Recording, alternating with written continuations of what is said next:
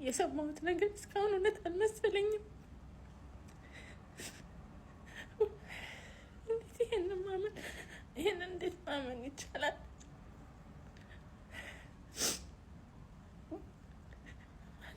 እዛ ጋር መገኘት አለመቻሌ ራሱ በጣም ናመመኝ።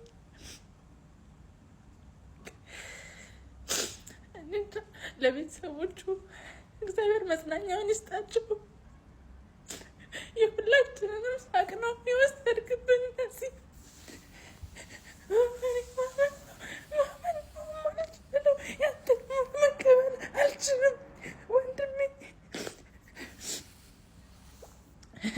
እዛ ጋር አለመሆኔ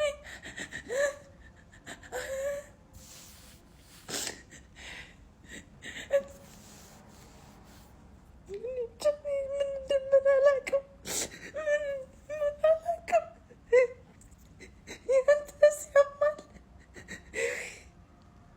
ያንተስ ያማል።